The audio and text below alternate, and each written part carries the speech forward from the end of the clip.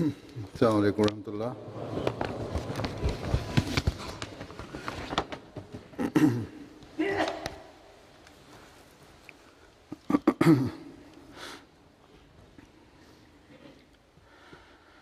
أشهد أن لا إله إلا الله وحده لا شريك له وأشهد أن محمدا عبده ورسوله أما بعد فأعوذ بالله من الشيطان الرجيم بسم الله الرحمن الرحيم الحمد لله رب العالمين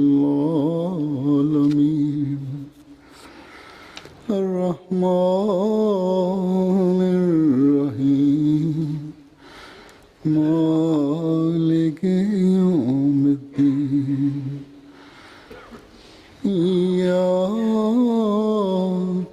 نعبد وإياك نستعين اهدنا الصراط المستقيم صراط الذين أنعمت عليهم غير المغضوب عليهم ولا الضالين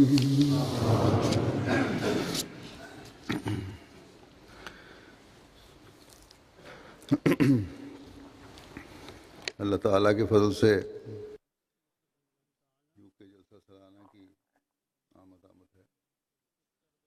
Mit Gottes Gnade kommt die Jalsa Salana sehr bald und ab nächsten Freitag fängt die Jalsa Salana inshallah an.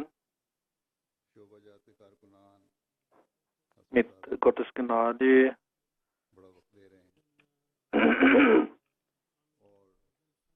ist es so, dass die Mitarbeiter verschiedener Shobas wie immer sehr viel Zeit widmen und hart arbeiten und Opfer bringen.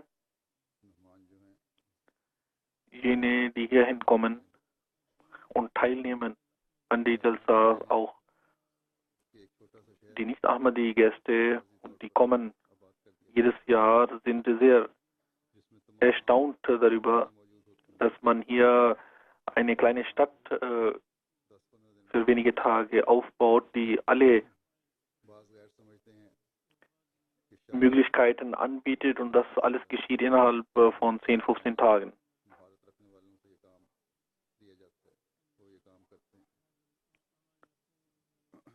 Manche denken, dass diese Arbeiten von Spezialisten erledigt werden und dass man dafür große Summen aufwendet.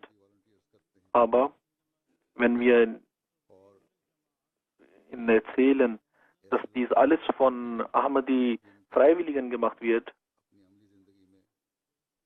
und auch von solchen Leuten gemacht wird, die in ihrem praktischen Leben mit diesen Aufgaben nichts zu tun haben, dann ist das, wie ich bereits gesagt habe, sehr erstaunlich für die Gäste. Es ist richtig, dass etwas auch ausgegeben wird, um von Nicht-Ahmadis einige Arbeiten erledigen zu lassen, aber mit Gottes Gnade wird das meiste von den Ahmadis selbst geleistet. Darunter sind auch ältere Menschen wie auch Jugendliche. Und dann auch während der Jalsa arbeiten diese Mitarbeiter mit Gottes Gnade und sorgen um alle Aufgaben der Jalsa Salana. Und sie machen dies alles, weil sie den Wunsch haben, die Gäste von Hazrat Masih Islam, den Gästen von Hazrat Masih Islam zu dienen. Und das ist, was sie dazu anregt, diese Arbeit zu machen, und das seit Jahren. Und sie machen diese Arbeit, erledigen diese Arbeit auf die beste Art. Da ich normalerweise eine Woche vor der Jalsa Salana immer die Mitarbeiter und die Gäste auf ihre Pflichten hinweise, so werde ich auch heute dazu etwas sagen. Dass deshalb damit durch diese Erinnerung diesen Sachen noch mehr Aufmerksamkeit geschenkt wird. Und deshalb, weil diese Erinnerung neue Ereignisse den Leuten eine neue Kraft auch gibt. Dies ist die Jalsa Salana der Jamaat Großbritannien, und die Mitarbeiter dieser Jalsa haben auch diese Auszeichnung, dass hier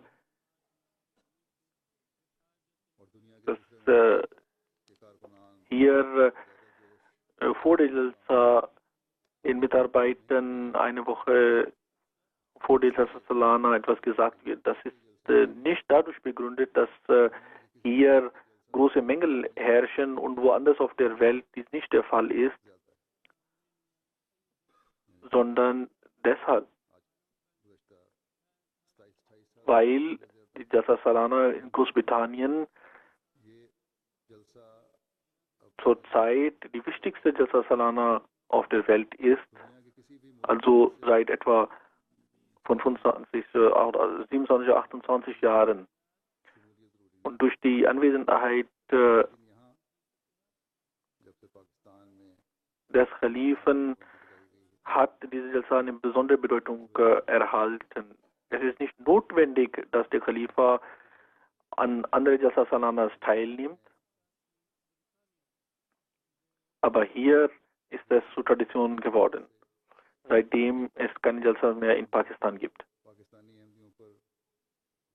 Aufgrund der Schwierigkeiten in Pakistan und dadurch, dass die Ahmadis dort nicht frei leben können und dass der Khalifa auswandern musste aus Pakistan und hier nach Großbritannien gekommen ist, hat diese Jalsa eine besondere Bedeutung gewonnen, und wie ich bereits erzählt habe, seit etwa 28 Jahren ist das so.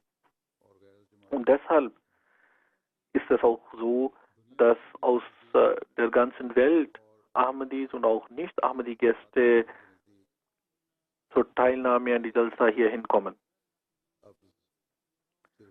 Die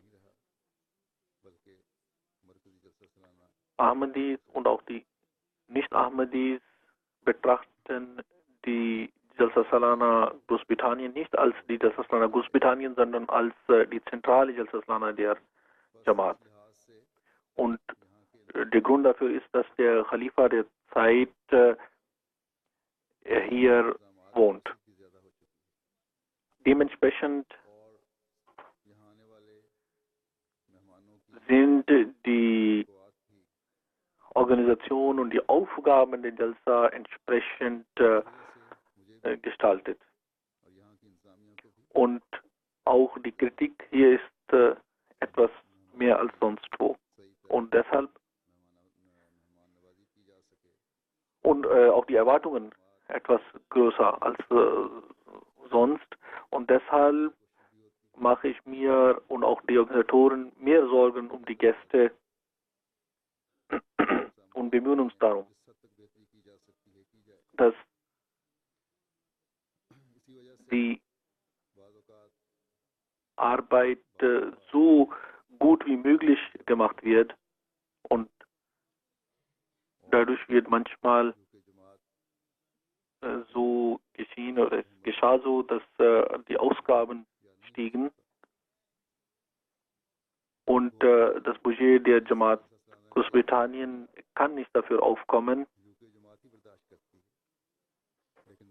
obwohl der größte Teil von der Jamaat Großbritannien getragen wird, aber auf jeden Fall muss auch die Zentrale 30, 35% und manchmal mehr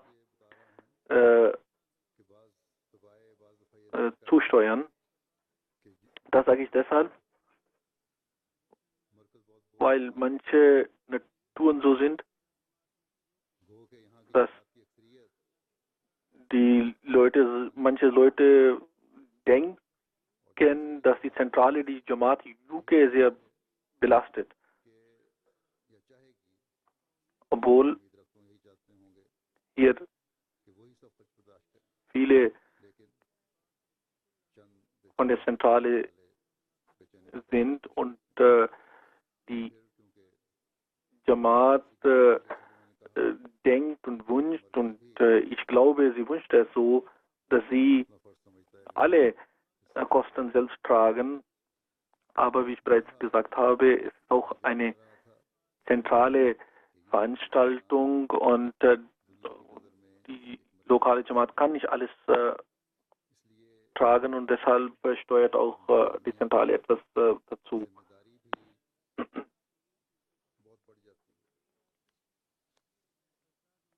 Und dementsprechend ist auch die Verantwortung der Organisatoren und Mitarbeitern hier größer als sonst wo und deshalb mache ich mir auch Sorgen. Deshalb werden die Mitarbeiter immer darauf aufmerksam gemacht, dass die ganze Welt von Ahmadiyya hier hinschaut und nicht nur die Ahmadis, sondern auch deren Freunde und Gäste, die hier hinkommen. Manche von ihnen sind Führer ihres Volkes und sie alle betrachten die Organisation sehr genau an. Und deshalb die Arbeit der Mitarbeiter, ihr Verhalten, ihre Einstellung und so weiter muss besser als sonst sein. Und jeder Mitarbeiter, ob Mann, Junge, Frau oder Kind, müssen dafür ihr Bestmögliches tun und nach der Jalsa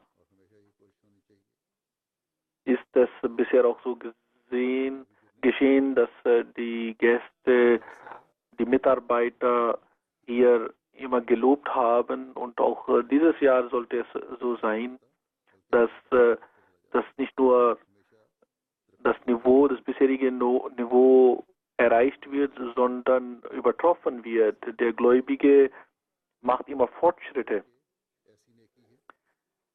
Gastfreundschaft ist nicht als gering zu betrachten. Das ist eine gute Eigenschaft, die im Heiligen Koran erwähnt worden ist.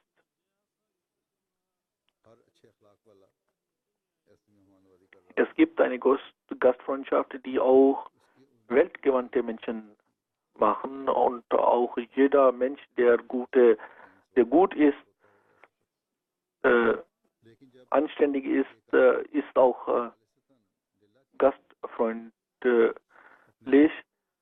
Aber wenn eine Tat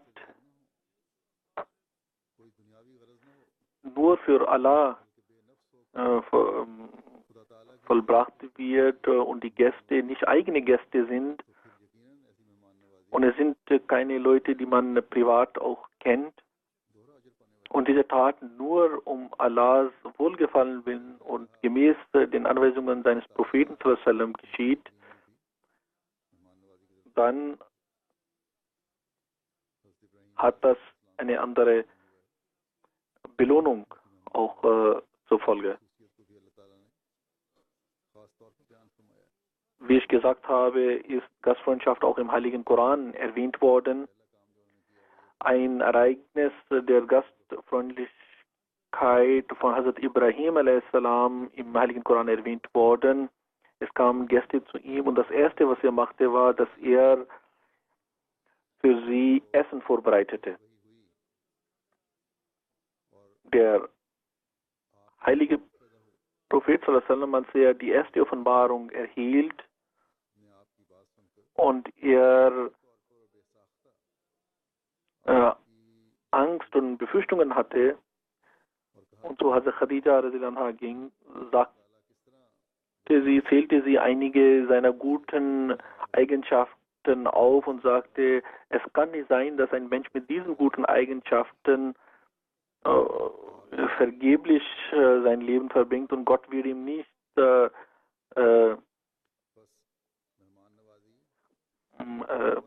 erfolglos bleiben lassen und ihn unterstützen. Und unter diesen guten Eigenschaften, die sie aufzählte, war auch Gastfreundschaft. Das heißt, Gastfreundlichkeit ist eine der Eigenschaften der Propheten. Und eine der Hauptaufgaben, die Hazrat Masih Maud zugewiesen bekommen hat, ist Gastfreundschaft. Und er erhielt die Offenbarung, dass Gäste zu ihm kommen werden und er soll weder darüber oder deswegen nachlässigt werden und auch nicht sich in Schwierigkeiten fühlen. Wie also Masih Islam sich um die Gäste gekümmert hat, das sieht man an einem Beispiel. Einmal war er sehr krank und es kamen Gäste. Als Masih Islam dies erfuhr, kam er aus dem Haus raus und sagte, ich war nicht in dem gesundheitlichen Zustand, aus dem Haus rauszukommen, aber der Gast hat einen Anspruch und ein Recht und da man die Gäste ehren soll, deshalb bin ich aus dem Haus rausgekommen.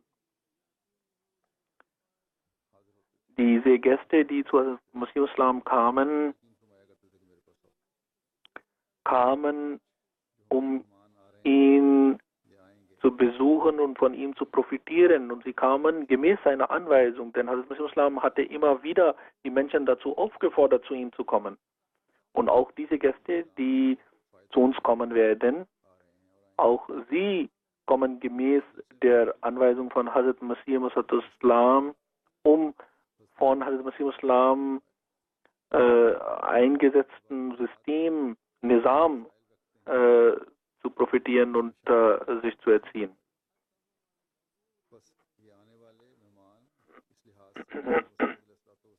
Auch diese Jalsa sind von Masih Islam angefangen worden und Hazrat Masih Islam hat auch die Ahmadis dazu aufgefordert, an diese Jalsas teilzunehmen, wenn sie dazu imstande sind. Und es ist eine Ehre für uns, dass wir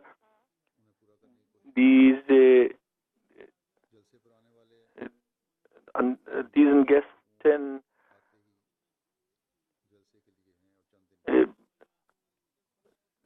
dienen. Diese Gäste, die zu der Jalsa kommen für wenige Tage und sie kommen aber aus allen Enden und Ecken der Welt, wie ich bereits erwähnt habe. Hazrat Masih, der heilige Prophet sallallahu alaihi wasallam hat gesagt, dass wenn der Gast zu euch kommt, so soll ihr ihm gebührendes Recht ihm geben, und das ist Gastfreundschaft für 3 Tage. Aber was war das Niveau der Gastfreundschaft von dem heiligen Propheten sallallahu alaihi wasallam? Das war nicht begrenzt auf wenige Tage. In den Traditionen heißt es, dass jene, die zu dem heiligen Propheten sallallahu alaihi wasallam kamen, um die Religion zu lernen, sie blieben bei ihm und der heilige Prophet, sie waren dadurch ständige Gäste von dem heiligen Propheten Muhammad sallallahu alaihi wasallam. Malik bin Abi Amir berichtet,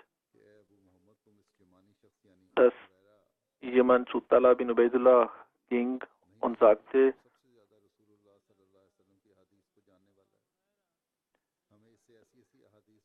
siehst du den Abu Huraira nicht, dass er so viele Ahadith kennt und er lehrt uns so viele Ahadith, wie wir von euch nicht hören?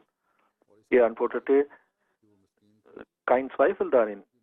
Er hat so fast und so vieles von dem heiligen Propheten Muhammad sallallahu alaihi wasallam gehört, was wir nicht gehört haben. Und der Grund dafür war, er war mittellos und er blieb bei dem heiligen Propheten sallallahu alaihi wasallam.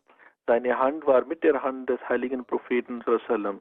Wir waren reiche Leute, hatten unsere eigenen Haushalte und wir gingen zu dem heiligen Propheten sallallahu alaihi wasallam manchmal morgens, manchmal abends. Also sagt, also das waren die Leute, die der Religion auf so eine Art und Weise Vorzug gaben über der Welt, dass sie alles vergessen hatten und ständige Gäste des heiligen Propheten sallallahu alaihi wasallam waren. Es gibt auch Traditionen darüber, was da geschah. Diese Gäste hatten keine Ansprüche erhoben, aber der heilige Prophet sallallahu alaihi wasallam kümmerte um sie.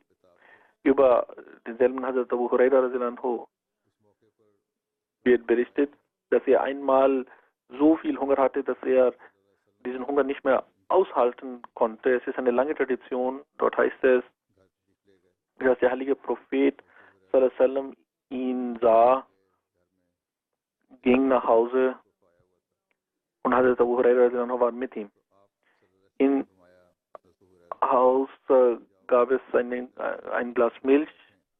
Der heilige Prophet sallallahu alaihi wasallam sagte zu Hazrat Abu Huraira, dass er alle Ashab Sufa zusammenrufen sollte. Er war selber sehr hungrig, er ging und rief sie alle und dann saßen sie in einem Kreis. Der heilige Prophet sallallahu alaihi wasallam gab mir und sagte, ich soll von der rechten Seite anfangen, den Leuten Milch zu geben. Und er berichtet selber, dass er so viel Hunger hatte, dass er dachte, dass er am meisten Anspruch auf die Milch hat. Aber er gab die Milch gemäß der Anweisung den anderen und jedes Mal dachte er, jetzt wird die Milch zu Ende sein und ich werde nichts mehr bekommen. Aber der heilige Prophet sallallahu alaihi wasallam hatte zuvor 1 oder 2 Schluck daraus getrunken und Gott segnete diese Milch so sehr, dass sie nicht ausging und auch Hazrat Hurairah davon zu trinken bekam. Aber das waren die Leute, die um die Religion zu lernen, zu dem heiligen Propheten sallallahu alaihi wasallam kamen, alles aufgegeben hatten und ständige Gäste des heiligen Propheten sallallahu alaihi wasallam waren.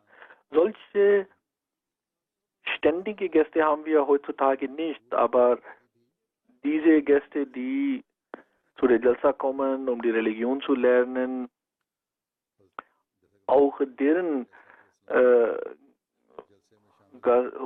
Gastfreundschaft denen gegenüber ist unsere Pflicht. Hazrat Masih Maud a.s. hat auch die Teilnahme an Jalsa Salana zu einer religiösen Tat erklärt, damit man die Religion lernt, damit man ein wahrhaftiger Muslim und gläubiger Mensch wird. Also diesen Gästen zu dienen ist unsere Pflicht und das deshalb,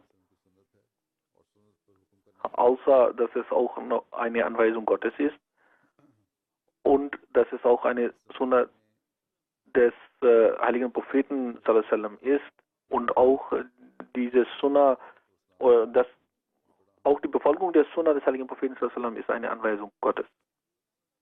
In dieser Zeit, wie ich gesagt habe, ist diese wichtige Aufgabe Hazrat Masih Islam gegeben worden. Also auch in dieser Hinsicht ist es so, dass um die Aufgaben von Hazrat Masih Islam fortzusetzen, ihn in jeglicher Hinsicht zu unterstützen, dass diese Aufgabe der Gastfreundlichkeit, die uns gegeben worden ist, dass wir sie auf die beste Art erledigen. Ich lege nun ein, zwei Ereignisse aus der Zeit von Hazrat Masih Islam zu diesem Thema vor. Es gibt diese Ereignisse, die man oft gehört hat, aber jedes Mal, wenn man diese Ereignisse hört, dann versteht man sie erneut und auf eine andere Weise. Und darin sind auch Lehren für die Mitarbeiter. Manchmal ist es so, dass aufgrund der Knappheit der Zeit oder aus einem anderen Grund sind die Mitarbeiter in Eile. Und manchmal, insbesondere wenn die Gäste beim Essen sind, sagt man etwas oder man verhält sich so, dass die Gäste es nicht für gut finden. Manchmal ist das so, dass das Programm der Jalsa angefangen hat und die Mitarbeiter in Eile sind, weil das Programm bald anfangen wird und die Mitarbeiter im Essenszelt sind dann in Eile. Dieses Ereignis, was ich jetzt vorlegen möchte, da geht es um die Mitarbeiter und deren Verhalten, so wie es sein sollte und das Niveau, welches es erreichen sollte. Insbesondere die Mitarbeiter vom Essenverteilung.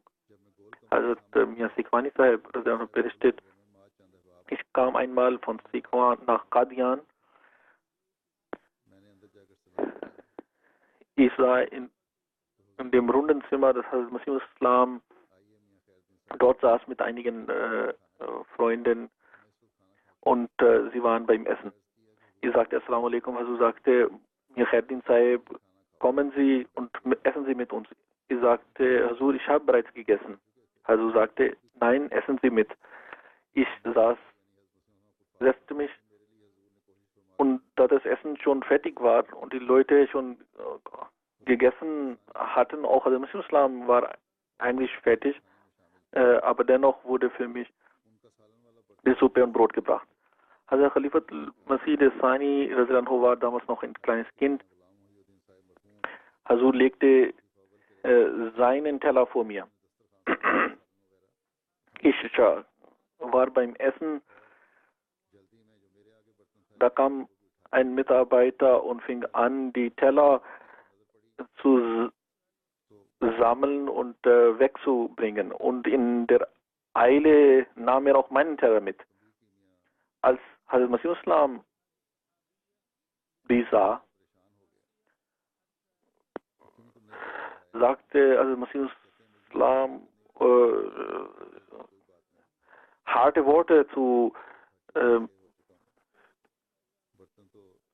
dem Mitarbeiter und ich war nicht mal imstande zu Hazur zu sagen, das macht nicht, ich habe schon fertig gegessen.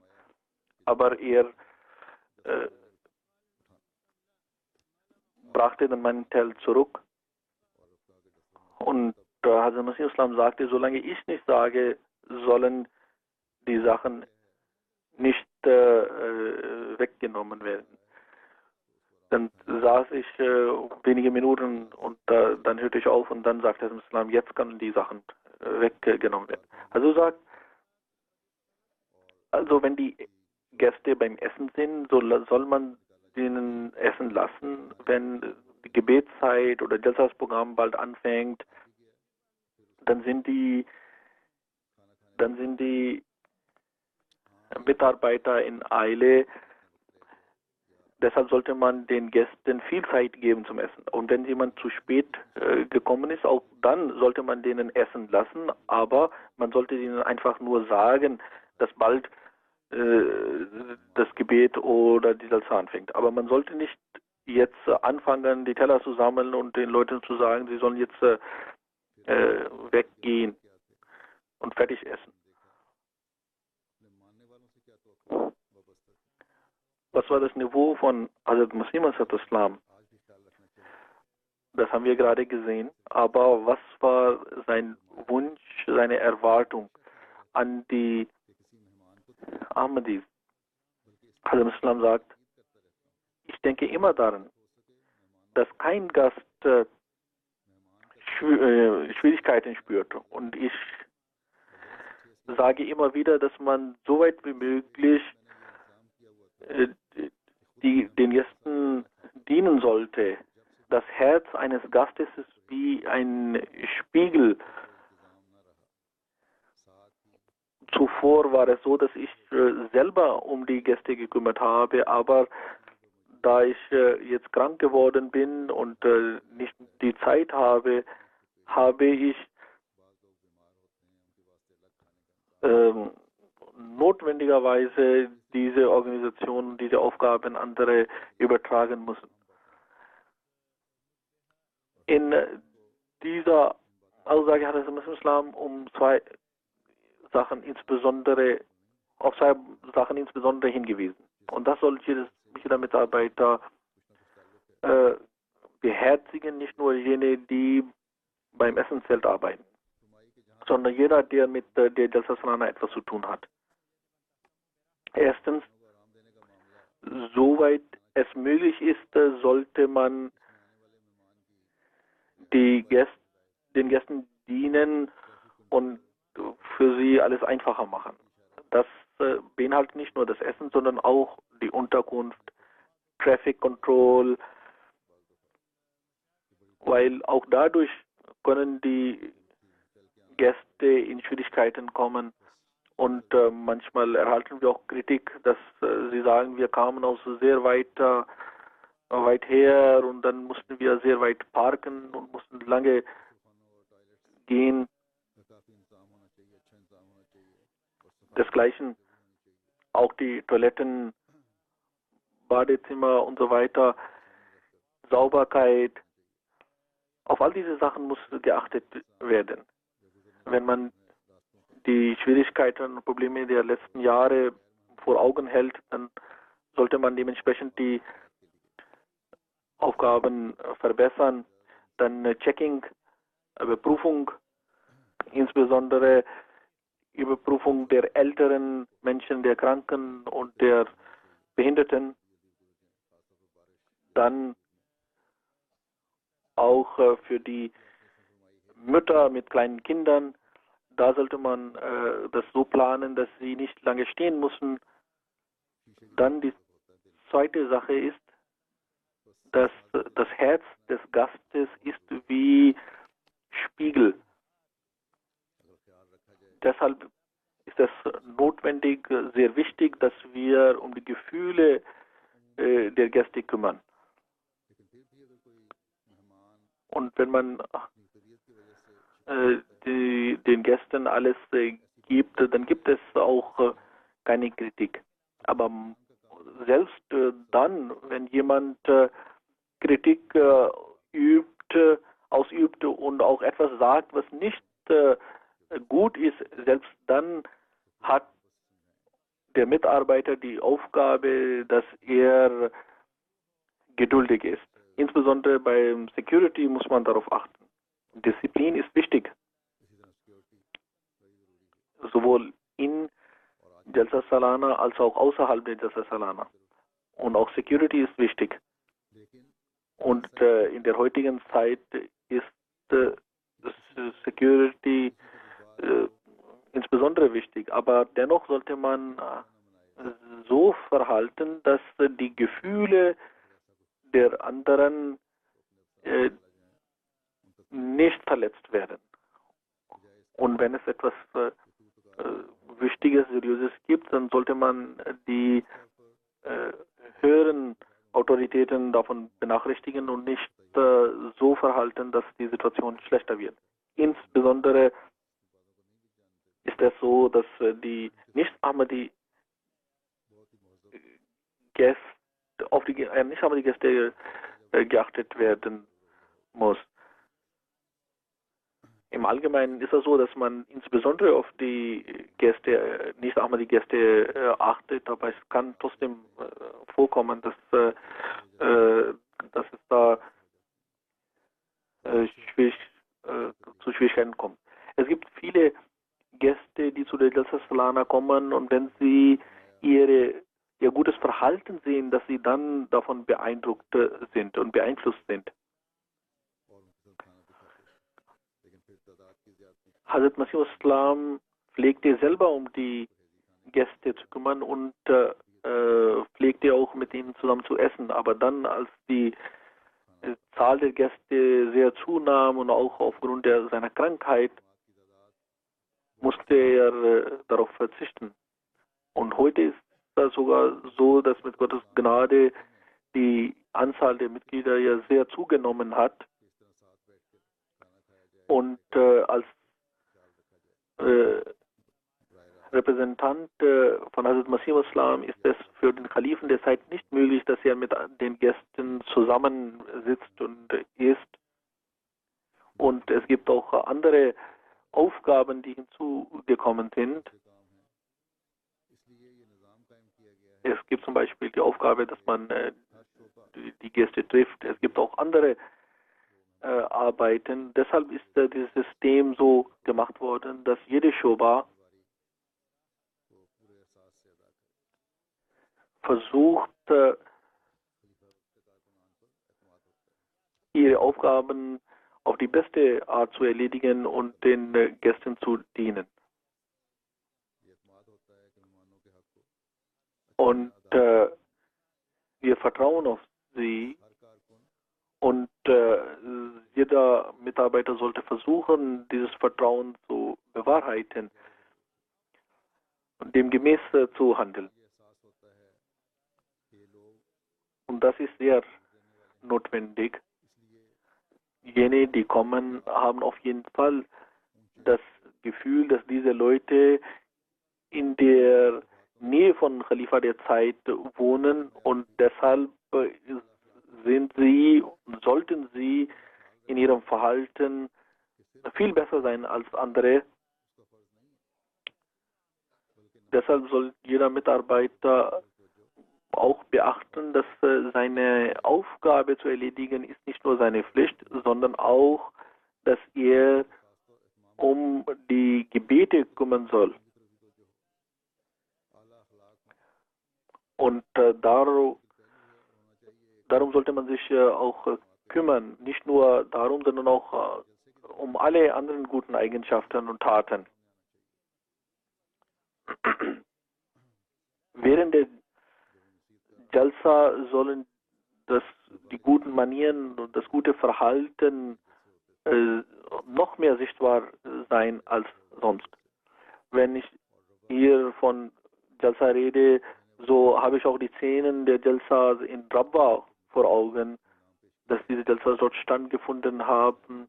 Und jeder, der in Rabwa gewohnt hat, pflegte diese Anweisungen zu befolgen, und alle bereiteten sich auf die Jalsas vor. Das ist jetzt nicht mehr wegen der Situation dort möglich. Auch behalten Sie die Bewohner von Rabwa und die Ahmadis aus Pakistan in ihre Duas in Erinnerung, dass Allah ihnen ihre Schwierigkeiten wegnimmt. Wie ich bereits gesagt habe, es gibt keinen Zweifel darin, dass die Jamaat Großbritannien jedes Jahr versucht, ihr Bestmögliches zu tun. Alle Mitarbeiter versuchen dies. Es gab eine Zeit, wo gesagt wurde,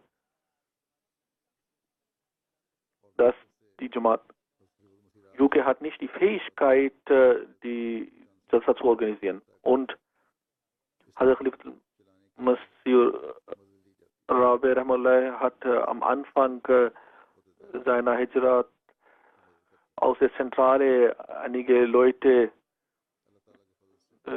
hierhin gerufen. Da kamen Mitarbeiter aus der Zentrale, die bei der Organisation mitgeholfen haben. Aber jetzt ist es mit der Gottesgnade so, dass sowohl die Amtsinhaber als auch die Mitarbeiter sind trainiert und sie arbeiten selbst. Und in der Hinsicht ist dieser Mangel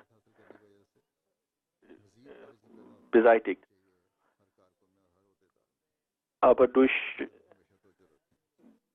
dieses Training, durch diese Übung, durch diese Aufgabe, die man jetzt übernommen hat, sollen alle Mitarbeiter noch mehr demütig werden. Und die Reports, die ich täglich bekomme von dem Afsar Jalsa Salana, die zeigen, dass in der Tiefe gehend alles überprüft wird. Möge Allah allen Mitarbeitern auch dazu befähigen, dass sie auf die beste Art und Weise ihre Aufgaben erledigen. Eine andere Sache, die ich hier sagen möchte, ist, wie ich bereits gesagt habe, in der heutigen Situation ist Security sehr wichtig und das ist notwendig. Da kann man keine Kompromisse schließen und nicht zurückfahren. Aber man soll auf die Gefühle der anderen achten. Die Mitarbeiter, die in Security-Abteilung arbeiten, sollen das Gesetz nicht in die eigene Hand nehmen. In diesem Zusammenhang sollen Ahmadis die Gäste mitbringen oder mitbringen wollen.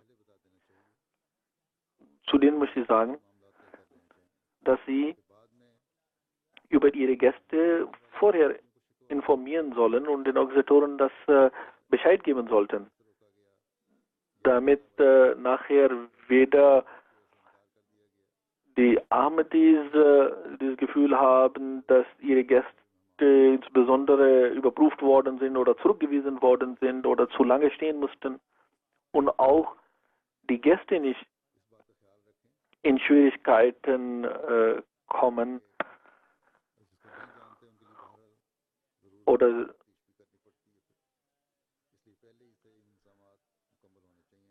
es nicht so gut finden. Deshalb sollte man all diese schon vorher planen.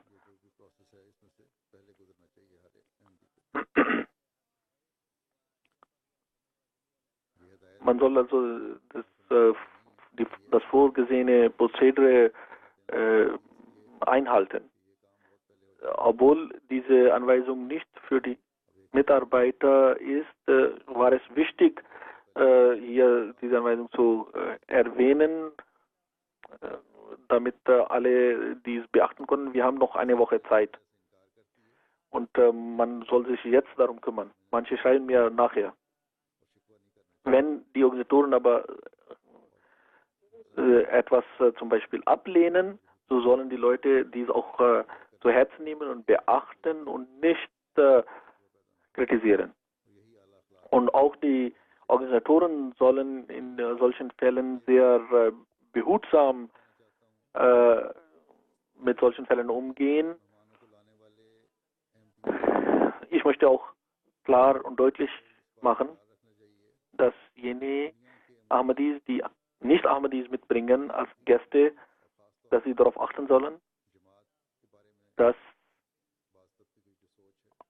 auch die Situation der Welt und insbesondere die Gedanken bestimmter Leute gegenüber der Jamaat sind so, dass manche der Jamaat Schaden zufügen wollen. Deshalb sollte man die Gäste nicht nur so einfach jeden mitbringen, den sie mal so flüchtig kennen, sondern nur dann Gäste mitbringen, wenn sie wirklich zufrieden damit sind und sicher sind, dass sie zu der Jalsa kommen sollen. Am Ende möchte ich nochmal darauf hinweisen, dass die Gäste und insbesondere die Gäste von Hazrat Masih Islam sind so, dass sie zu bedienen, sollte man als eine Gnade Gottes empfinden und mehr als vorher bereit sein, dafür Opfer zu bringen und sein möglichst Bestes zu tun. Möge Allah sie uns allen dazu befähigen. Und das Wichtigste ist, dass man viel Dua macht. Möge Allah diese Jalsa in jeder Hinsicht segnen und dass alle Sachen rechtzeitig fertig sind und dass die Organisation auf die beste Weise läuft.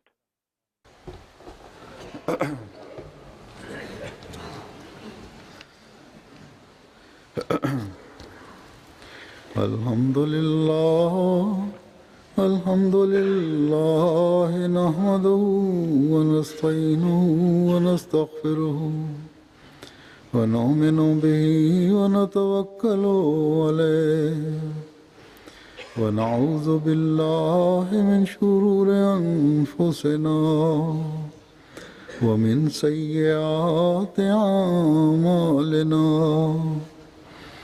من يهده الله فلا مضل له ومن يضلله فلا هادي له ونشهد أن لا إله إلا الله ونشهد أن محمدا عبده ورسوله.